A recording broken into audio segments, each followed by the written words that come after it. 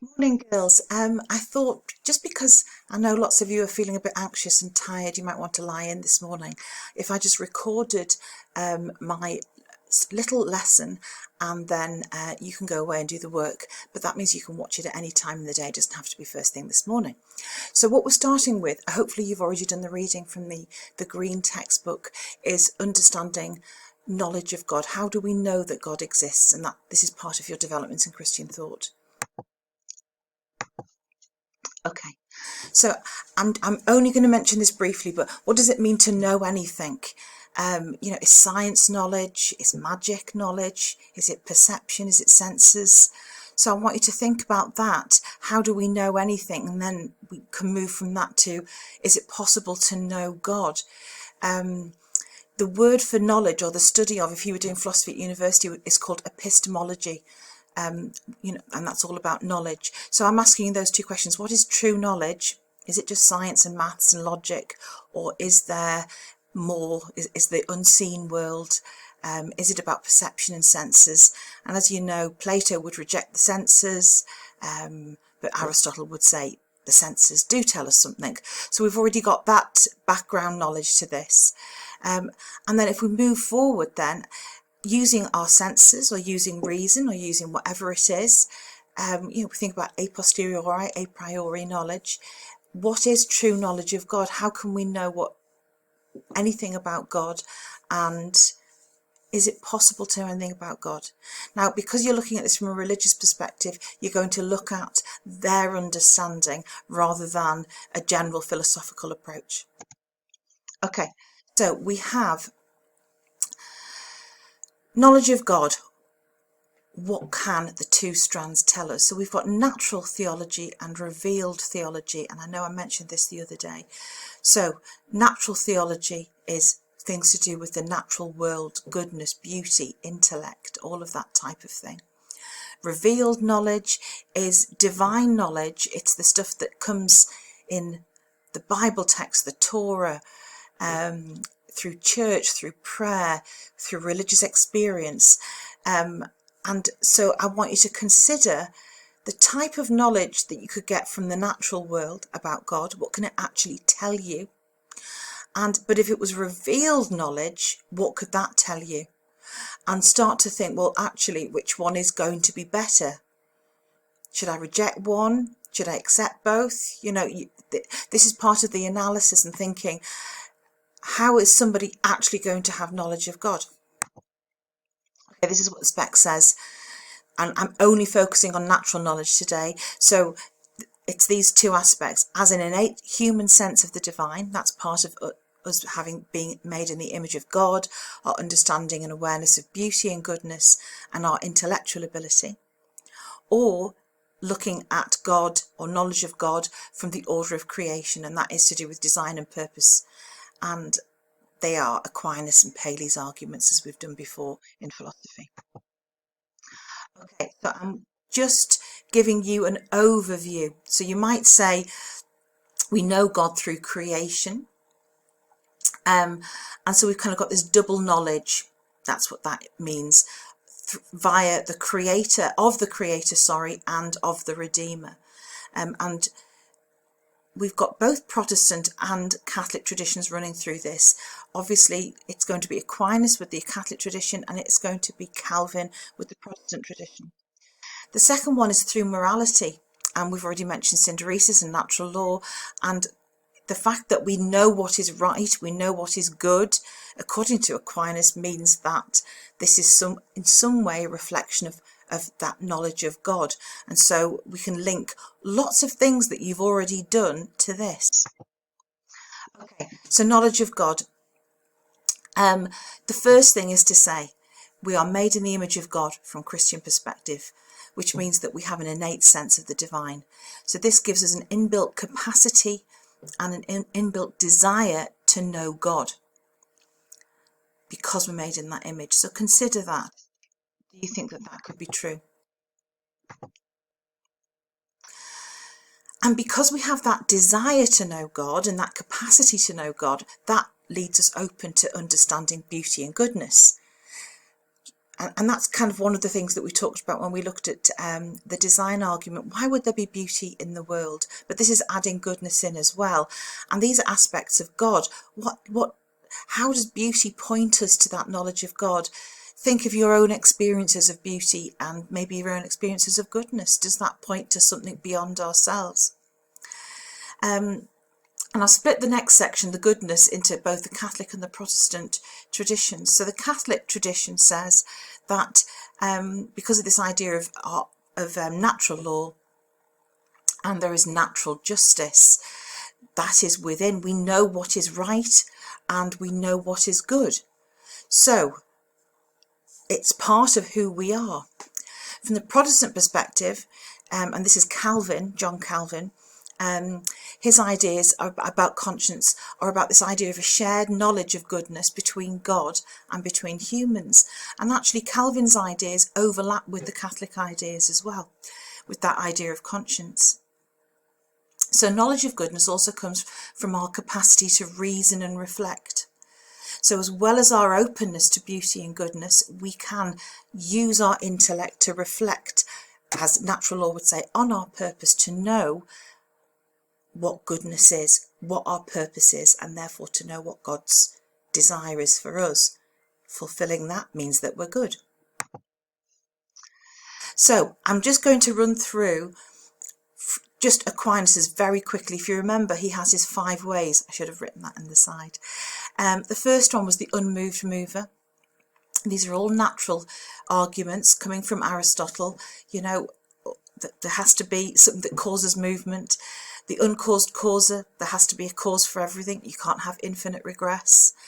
And you need a necessary being outside of the universe in order to do all of those things. His 4th way, which we haven't looked at, is to do with degrees of perfection. And so that is, we kind of know levels of perfection, so therefore we can understand that God is more perfect than us and more good than us, etc., etc. And then the 5th way is the design argument or teleological argument, which is all about order, purpose, beauty and design. And so these are all natural arguments for the existence of God and for knowledge of God, because the starting point is from experience. This is an a posteriori argument. They are all starting from experience of the world and then moving to God. Okay, so that the last one, Aquinas, is the Catholic tradition, Calvin is the Protestant tradition, and so we've got 2 different understandings of natural theology. So Calvin has this idea of sensus divinitatis, this kind of sense of God, and that knowledge of God is innate, it's within us. He also talks about semen religionis, which is the inclination to carry out religious practices, or it could be translated as a seed of religion within you. It sounds a bit like the Stoics with the spark of God or the spark of the divine within you. There's something within us that wants to create order, not just in terms of religious practices, although that's what he was relating it to, but think about us at the moment, how we want order in our day. We like to wear uniform, we like to have a job title, we know, you need to know what you're doing. We like that sense of order. And that same seed of religion, that desire to have those religious practices, is what Calvin sees in human beings. Both Calvin and Cicero's an ancient philosopher, more of the Greeks variety rather than Calvin, who's a theologian, both agree with this idea of universal consent. So that's the idea that so many people consent to the fact that God exists. Therefore, there must be something in it.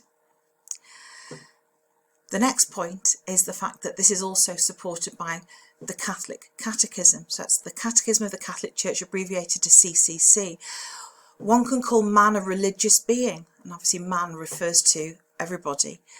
So there is, again, that sense that we are naturally religious beings. And St. Paul, in a very famous speech to the people of Athens, in the book of Acts, which you can look up because I've put that reference there for you. He's very, very clever. He's trying to convince people that that God exists, and it's Jesus. And he looks around and he sees all the statues, and he notices that there is a tribute to an unknown God. And he kind of says, look, you have knowledge of this God, but you don't even know who it is. But don't worry, I'm going to tell you who he is. So, yeah. More evidence. Sorry.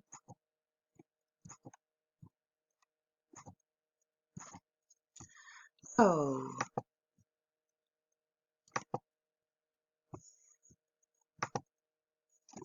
There we go. I'm pressing the wrong button. Okay, so another bit of natural theology is coming from the teleological argument, which we've obviously done quite a bit on before. So we could have Aquinas for that. We've also got Paley, thinking about that idea of design and purpose. Remember, with Aquinas, we've got the archer. Everything is pointing, even immovable things, even things that aren't thinking things, are all pointing in the same direction. So that leads to knowledge of God, leads us to know that God is the creator, leads us to know that God is good, if creation is good.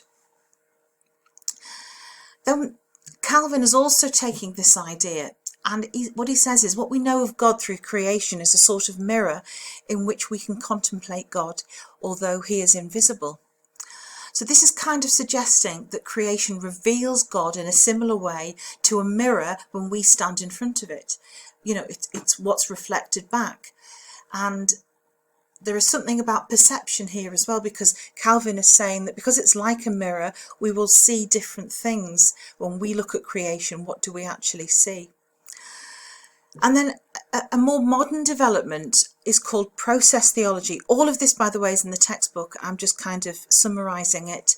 And this is the idea that God participates in every moment of creation. And he's with us, he suffers with us, he's part of every moment, he's part of all of creation, evolution, all of those types of ideas. And so therefore God can be known in that way. Press the right button. So what I want you to do is to give a brief explanation of the main differences between natural and revealed theology. So this is just in your notes, very briefly. And I would like you to think, do you think one is more reliable than the other? And then the second exercise I'd like you to do is to consider two aspects of Calvin's thinking. Use the textbook for this. So to what extent do you agree with Calvin's idea of semen religionis, that seed of religion? And the second one is, to what extent do you agree with Calvin's idea of sensus divinitatis, that sense of the divine within? So again, use the textbook for those. And then I want you to do a little research task, and I'm dividing it into 4 areas. I want you to create one slide. That's all, just one slide, and then you can upload this in the class notes section on our Teams page. Okay. So I'm going to give four areas. So on beauty, and I want someone to do a slide on beauty, how it points to knowledge of God. How can beauty point? And I've put somebody there who you might want to look at, Etty Hillesum, who is a Holocaust. She didn't survive. She died in Auschwitz, which sounds awful, doesn't it now? But she's a very good person to look at for this. I want someone to look at intellect, so thinking about how reason can point to knowledge of God. I've got to stop saying existence. On goodness, how conscience points to knowledge of God. How can we know God through conscience? And order and purpose, that's the design argument. How does that point to knowledge of God? What do we know about God? So who is doing what? Oh my goodness, now it looks like I'm calling Charlotte a beauty, even intellect. Sadie is good, and Amy has order and purpose. But they are that I've chosen, I've given you each one a different slide to do, and I hope that's all right. I am still going to be available in our lesson time, so if you want to have a chat, you can come and see me. If not, you can watch this whenever you want and have a lie in. Okay, have a lovely, lovely day. If you need anything, please get in touch.